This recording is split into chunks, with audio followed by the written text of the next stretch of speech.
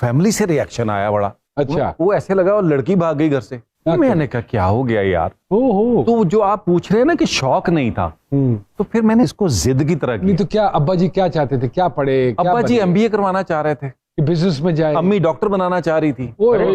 मां प्यू जड़े ने ना, फिर मैंने उनको हर फिर चाहते ने कि बच्चा करे जो मतलब कि 2 डिग्रियां किवें लवे इस उम्र नहीं जी, और मैंने फिर हर काम उनको ड्रामे में करके दिखाया। हालांकि उन्होंने ये नहीं सोचा था कि मैं डाकू भी बनूंगा। पर 3 चीज़ां दसने होंदियां हर मां बाप ने, डॉक्टर, इंजीनियर, वकील, और मैट्रिक के बाद आंखें खुल जाती है। तो वो इस तरीके से हुआ। ओके। तो फिर उसके बाद ग्रेजुएशन क्योंकि हो चुकी थी, तो घर वालों को मैंने कहा जी मैं तो एमए मैंने करना है और इकोनॉमिक्स में करना है। और फिर आप लाहौर शिफ्ट? मैं लाहौर शिफ्ट कर गया। हालांकि हराम में मैंने करना हो एमए। अब इधर काम ढूंढूं तो काम कहाँ मिले। बट तारिक जावेद साहब तो जी इधर भी थे, इधर। लेकिन थिएटर में सर होता क्या था, थिएटर एक और मिल गया। अब सुनिए उस थिएटर की सुन लें। अच्छा। उस थिएटर में 2000 पेमेंट, 91 के करीब की बात है, पूरे 15 दिन की 2000 पेमेंट। और जब प्रोड्यूसर से मांगो तो आगे से वो क्या कहे, नुकसान हो गया जी नहीं लो जी मैं तो अमिताभ बच्चन ही कास्ट कर लिया। वो पैसे नहीं दे रहा, आगे से मुझे झुकते कर रहा है। लो जी मैं तो धर्मेंद्र ही कास्ट कर लिया। और फिर सज्जाद साहब का एक प्ले आया। फिर नहीं, अच्छा पीटीवी का साहब अंदर कैसे जाए? वो भी जेल लिया। 1 दफा गए, अल्लाह गरी के रहमत करे, आजम खुर्शीद साहब ने मुझे ऑडिशन कर लिया, किसी ने भेजा, अब आपको जो है वो बुलाएंगे। एक और हमारे प्रोड्यूसर थे अब्दुल अजीज साहब, जी बिल्कुल होगा। तो वो एक दफा थिएटर पे आए। उस वक्त मुझे उन्होंने कहा यार आप नबील को क्यों नहीं ले रहे? तो ये वो तो उन्होंने कहा यार वो किससे कहा? अब्दुल अजीज साहब से, असिस्टेंट जो थे उन्होंने। अच्छा ओके। उन्होंने कहा यार तुम क्यों नहीं आते हो? मैंने कहा सर वो मैं कई दफा आया हूँ, ऑडिशन भी हुआ है। उन्होंने कहा यार तू कल आ, मैं तेन कल स्क्रिप्ट भी देंगा। अच्छा। मैं कल अगले दिन 12, साढ़े 12, 1 बजे का टाइम दिया था, मैं चला गया। उन्होंने मेरा पास बना दिया, मैं अंदर गया। उन्होंने कहा ये आज दी कहानी एक यंग डॉक्टर है और ये मैंने परसों रिकॉर्ड करनी है। हाँ। इस तरह मैं टीवी में घुसा, उसकी रिकॉर्डिंग कर रहा था, तो अली अकबर अब्बास साहब थे, उन्होंने देख लिया। उन्होंने कहा यार ये लड़का कौन है? उन्होंने फिर अयूब खावर साहब से मिलाया। अयूब खावर साहब ने फिर कर करा के दिन से स्टार्ट हुआ सर। इस तरह इस्लाम सफर। जी सब कुछ करने के बाद आप यहाँ आ गए। नबील साहब 98 में लाहौर। जी मैं लाहौर को छोड़ के कराची गया। तो वो भी बड़ा दिल पे पत्थर रख के काम के हवाले से गए थे। मुझे वो भी एक वक्त याद है कि मेरे पास रहने की जगह नहीं थी। फिल्म कर रहा था उस वक्त, फतह फिल्म का हीरो था मैं। तो मैंने मॉडल टाउन में एक जगह दोस्त के पास कपड़े रखे। तो गर्मी बड़ी शदीद थी, लाहौर की गर्मी आपको पता, बड़ी जालिम गर्मी होती है। तो मेरा एक कजन, उसका लाहौर होटल के साथ कारपेट्स का बिजनेस था, तो उसके ऑफिस में रात में सोता था। और फिर मैं मॉडल टाउन आता था दोस्त के पास, वहां कपड़े इस्त्री करके चेंज करके तो शाहनूर स्टूडियो जाता था। तो पूरे दिन का ये एक पूरा चेंज चलता था। अब वो सोच के बड़ा वो रोमांटिक लगता है कि अगर वो स्ट्रगल ना हो तो शायद मैं आज उस तरह उस चीज का प्लेजर ना ले सकूं। जिस चीज के लिए इंसान ने स्ट्रगल की हो, कदर सिर्फ उसी चीज की होती। क्या बात है। कोयटा कब गए आप जी? खावर साहब का एक सीरियल था दलदल, उसके दिन के बाद सज्जाद साहब आए थे, तो उन्होंने देखा मुझे वहां मिले, तो उन्होंने कहा यार तुम आ जाओगे? मैंने कहा जी आ जाएंगे जहां बुलाए। कुछ दिनों बाद मुझे उनकी कॉल आई, तो उन्होंने कहा वहां आ जाओ, एक सीरियल है धुआं।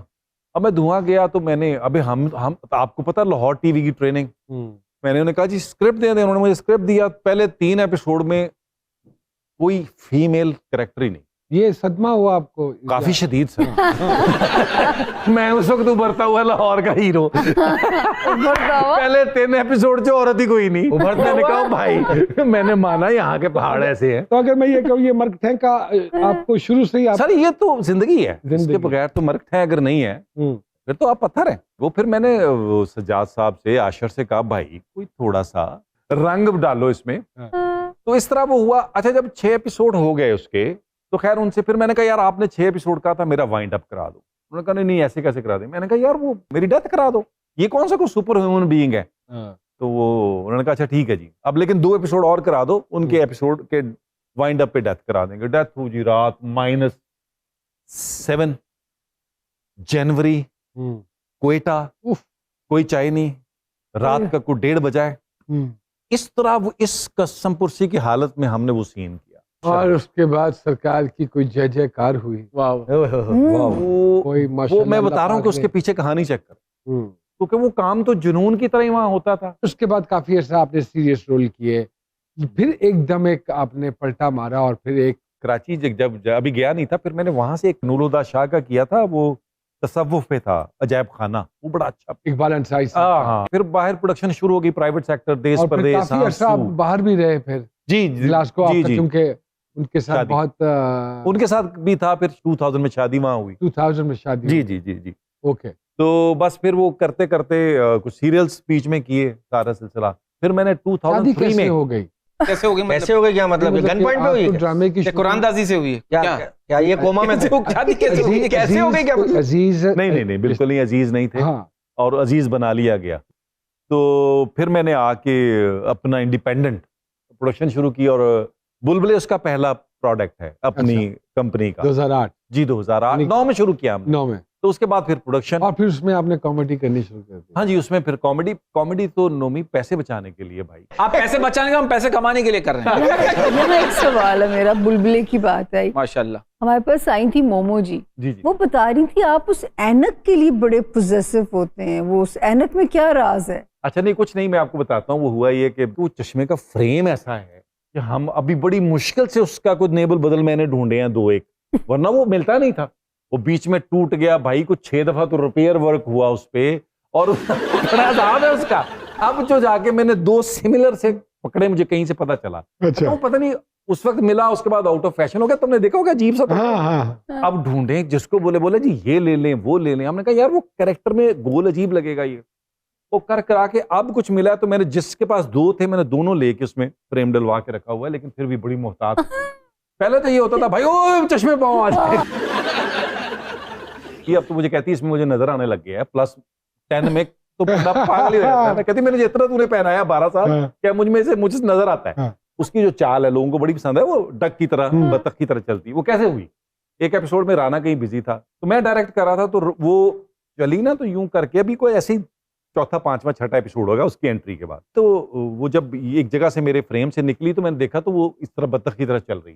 तो मैंने उससे कहा यार है ना, तुम ये मोमो की क्यों नहीं बना लेती? कह रही हो भाई आप, मेरा तो नजर नहीं आ रहा, मैं तो यूं कर, मैं टकरा ना जाऊं किसी जगह से, तो मैं पाँव नहीं उठाती, तो वो बतख की तरह चलती हूँ ताकि मुझे नजर नहीं आ रहा। वो तो भी मैं चश्मे को क्रेडिट जाता है। हाँ। तो मैंने कहा यार यही बना ले करिए। अच्छा मैं कर लेती हूँ, ये कर लेती हूँ। मतलब राना भाई का बिजी होना अच्छा हुआ। बहुत अच्छा।